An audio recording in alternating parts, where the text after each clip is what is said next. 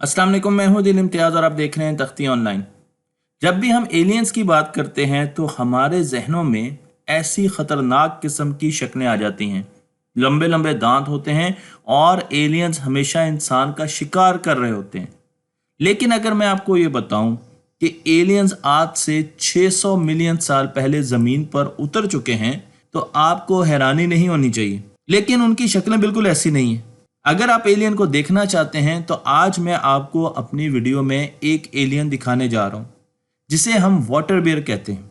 बहुत खौफनाक किस्म की शक्ल है, लेकिन ये एलियन बहुत छोटा है। इस एलियन को आम जुबान में हम टार्डिग्रेड्स कहते हैं। ये बहुत छोटे पानी में रहने वाले ऐसे जानवर हैं, माइक्रोब्स हैं, जिनकी 4 से 8 टांगे होती हैं।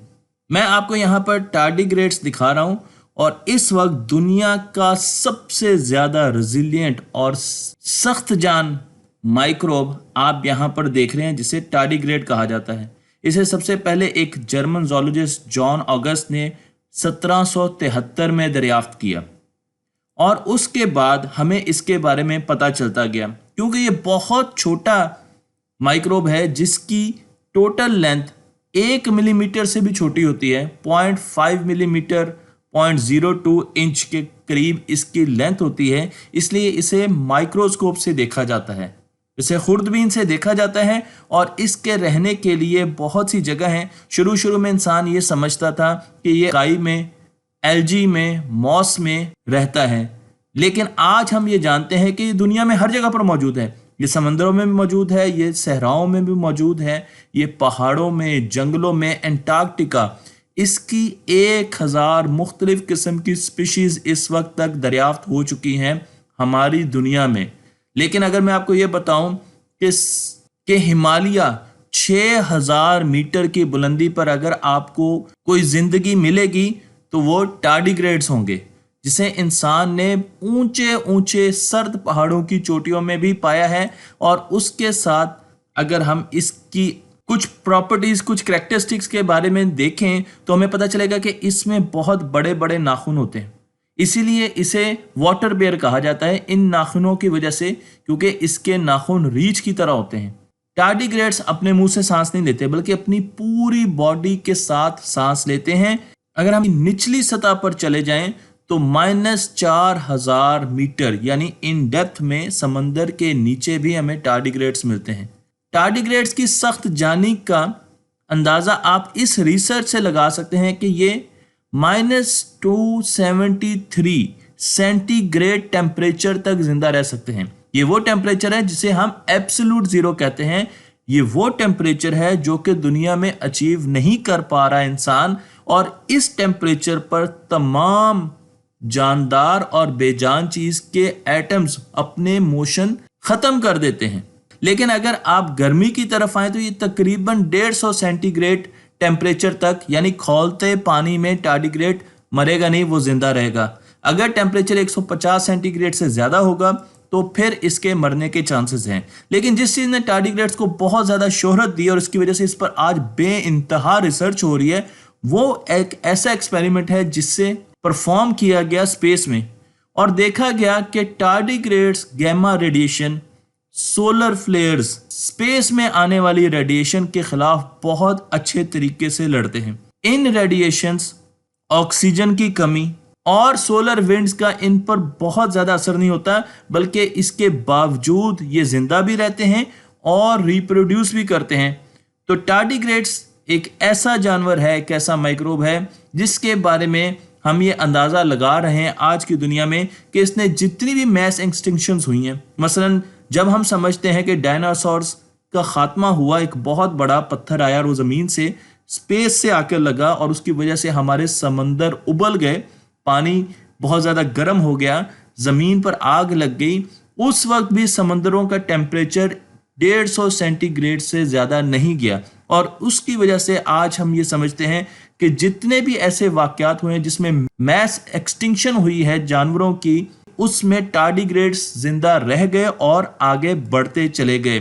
टार्डिग्रेड्स के बारे में ये भी बता दूं कि ये इंसान के मुकाबले में कई 100 टाइम्स हंड्रेड्स ऑफ टाइम्स ज्यादा रेडियो एक्टिविटी बर्दाश्त कर सकते हैं और जिंदा रह सकते हैं। अगर प्रेशर की बात करें तो 12,000 टाइम्स एट ज्यादा एटमॉस्फेरिक प्रेशर भी अगर आप टार्डिग्रेड को दे दें तो वो जिंदा रह लेगा। इसका मतलब ये है कि जमीन के अंदर जो सबसे निचली सतह है जिसे हम मैरीना ट्रेंच कहते हैं, जो कि 36,200 फीट गहरी है, उस पर जो एटमॉस्फेरिक प्रेशर है उसका अगर 6 गुना आप कर लें फिर भी टार्डिग्रेड जिंदा रह सकता है। इसका मतलब यह है कि वैक्यूम में तो हमने देखा कि यह जिंदा रह सकता है, लेकिन जमीन पर भी जिंदा रह सकता है। 2007 में एक स्टडी के लिए टार्डिग्रेड्स को स्पेस में लेकर गए साइंसदान, और 10 दिनों के लिए उन्होंने इन्हें एक्सपोज किया स्पेस में, जहां पर कोई प्रेशर नहीं है या बहुत कम प्रेशर है, वैक्यूम है, प्योर वैक्यूम है, वहां पर हर किस्म की रेडिएशन है, वहां पर ऑक्सीजन नहीं है। और उसके बाद जब इन्हें दोबारा 10 दिनों के बाद जमीन पर लाया गया तो इनमें से 2/3 टार्डिग्रेड्स रिकवर हो गए, दोबारा जिंदा हो गए, और कुछ अरसे के बाद वो मर गए, लेकिन वो मरने से पहले रिप्रोड्यूस कर गए। उससे इंसानों को ये पता चला कि टार्डिग्रेड स्पेस में जिंदा रह सकते हैं, रिप्रोड्यूस कर सकते हैं, और ये पहले जानवर हैं, पहला माइक्रोब है जिसको हमने स्पेस में रिप्रोड्यूस करते हुए जिंदा रहते हुए देखा है। ये एक बहुत बड़ी अचीवमेंट है। और ये जिंदा कैसे रखते हैं उसके लिए मैं आपको सिंपल सी चीज बताता हूं कि हमारी मेटाबॉलिक एक्टिविटी, मेटाबॉलिज्म क्या होता है, जब हम कोई चीज खाते हैं तो केमिकल रिएक्शंस उस फूड को एनर्जी में बदलते हैं, और वो रिएक्शन हमारे सेल्स में हो रहे होते हैं। इन तमाम रिएक्शंस को, केमिकल रिएक्शंस को मेटाबॉलिज्म कहते हैं। टार्डिग्रेड अपने मेटाबॉलिज्म रिएक्शंस को रोक लेते हैं, और इस प्रोसेस को, जिसमें वो इन तमाम मेटाबॉलिक एक्टिविटी को ऑलमोस्ट जीरो कर देते हैं, इसे क्रिप्टोबायोसिस कहते हैं। तो अगर इनको प्रेशर एकदम ज्यादा मिला किसी वजह से एटमॉस्फेयर से, तो इन्होंने क्या किया, इन्होंने अपने आप को इनएक्टिव कर लिया, क्रिप्टोबायोसिस से अपना मेटाबॉलिक रिएक्शन रोक दिया, और उसे ऑस्मोबायोसिस कहते हैं। अगर इनको लो टेम्परेचर मिला फिर इन्होंने यही काम किया, अगर ऑक्सीजन कम मिली फिर यही काम किया, अगर केमिकल्स इनको कुछ इस तरीके से नजर आए या ऐसी एटमॉस्फेयर आई जिसमें ये जिंदा नहीं रह सकते, तो ये फौरन क्रिप्टोबायोसिस प्रोसेस से गुजरते हैं। इसका मतलब यह है कि इस वक्त हम 5 किस्म की स्टेट्स यानी क्रिप्टोबायोसिस की स्टेट दरियाफ्त कर चुके हैं, जिसमें एक टार्डिग्रेड क्रिप्टोबायोसिस में जाता है तो उसका मतलब यह है कि वो 90% से ज्यादा अपनी बॉडी से पानी बाहर निकाल लेता है और सुकड़ जाता है, एक बीज की तरह सॉलिड बन जाता है। उसके बाद आप 10 साल तक भी उसे कुछ खाने पीने या हवा के बगैर रखें तो वो 10 साल तक इनएक्टिव स्टेट में रहेगा, और उसके बाद अगर उसको पानी मिलेगा तो वो फौरन अपनी एक्टिव स्टेट में दोबारा आ जाएगा। इनएक्टिव स्टेट को TUN कहा जाता है। और कई रिसर्च हमें ये बताते हैं कि टार्डिग्रेड्स 2000 साल बाद भी जिंदा पाए गए हैं बड़ी बड़ी आइस शीट्स के नीचे। और इस वक्त मैं आपको इसकी इनएक्टिव स्टेट दिखा रहा हूं, जिसमें आप देख सकते हैं कि ये सुकड़ गया है और एक बीज की तरह बन गया। तो इसका मतलब ये कि जैसे इनको कोई खतरा होता है तो वो फौरन सुकड़ जाते हैं, बीज की तरह बन जाते हैं और इनएक्टिव हो जाते हैं। सालों साल वो ऐसे रहते हैं, और जब इनको पानी मिलता है तो ये दोबारा एक्टिव हो जाते हैं, जिंदगी आ जाती है, और उसके बाद कुछ देर के बाद जैसे इनको दोबारा खतरा फील होता है ये फिर इनएक्टिव स्टेट में चले जाते हैं। इस तरीके से ये लंबी जिंदगी गुजार सकते हैं।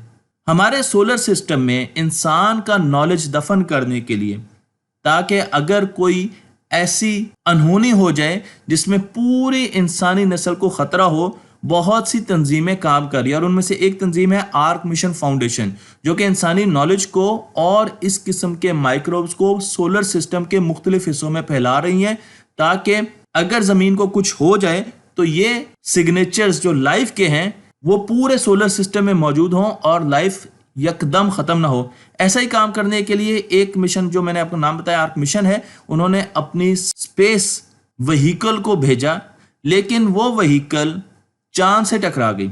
उसमें थे टार्डिग्रेड्स, और चांद पर ये टार्डिग्रेड्स फैल गए, और आज इंसान का ये ख्याल है कि ये चांद पर अपनी हैबिटेट बना चुके हैं, जिसके हमें कुछ सबूत भी नजर आ रहे हैं। तो अब टार्डिग्रेड्स चांद पर भी मौजूद हैं।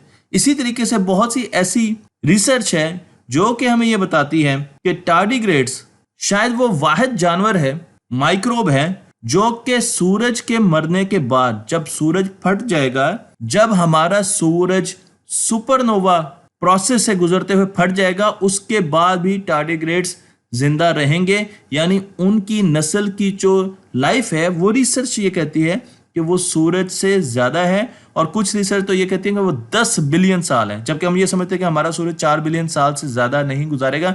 लेकिन अब लेटेस्ट साइंटिफिक रिपोर्ट से आई है कि उसके बाद भी, सुपरनोवा के बाद भी जिंदा रहेंगे, खला में हमेशा घूमते रहेंगे।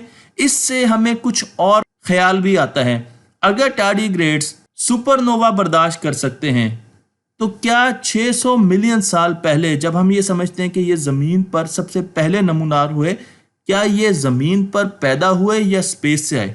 अब बहुत से साइंसदान ये समझना शुरू हो गए हैं कि ये इतने सख्त जान माइक्रोब हैं जो कि स्पेस में हमें कई जगह पर मिलेंगे। हमें ये मरीख पर भी मिलेंगे, हमें ये विनस पर भी मिलेंगे, कई जगह पर मिलेंगे।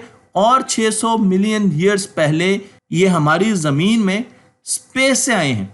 इस रिसर्च पे बहुत ज़्यादा इस वक्त काम हो रहा है, और बहुत से साइंसदान अब ये क्वेश्चन करना शुरू हो गए हैं कि क्या ये पहले एलियंस हैं जो कि हमारी ज़मीन पर आए। लेकिन सोचने की बात फिर ये भी है कि इतना मामूली एलियन जिसे हम खुर्दबीन से देखते हैं, वो अगर इतना रेजिलिएंट हो सकता है, इतना सख्त जान हो सकता है, तो इसका मतलब यह है कि शायद कोई एक्स्ट्रा टेरेस्ट्रियल क्रिएचर खला में कोई ऐसे एलियंस मौजूद हैं जो शायद बहुत ज़्यादा सख्त जान हो सकते हैं, ज़्यादा प्रेशर में ज़िंदा रह सकते हैं, ज़्यादा टेम्परेचर में ज़िंदा रह सकते हैं, ठंडे टेम्परेचर में ज़िंदा रह सकते हैं, और वो ऐसे सियारों पर भी ज़िंदा रह सकते हैं जहां पर नेचर बहुत होस्टाइल है, जहां पर शायद ऑक्सीजन की ज़रूरत नहीं, जहां पर आबो हवा की भी इतनी ज़रूरत नहीं। तो बहुत सी रिसर्च नए रास्ते इख्तियार कर रही है, लेकिन इसमें 2 रिसर्च सबसे अहम है कि क्या टार्डिग्रेड्स पहले एलियंस हैं जो कि हमारी कायनात से होते हुए,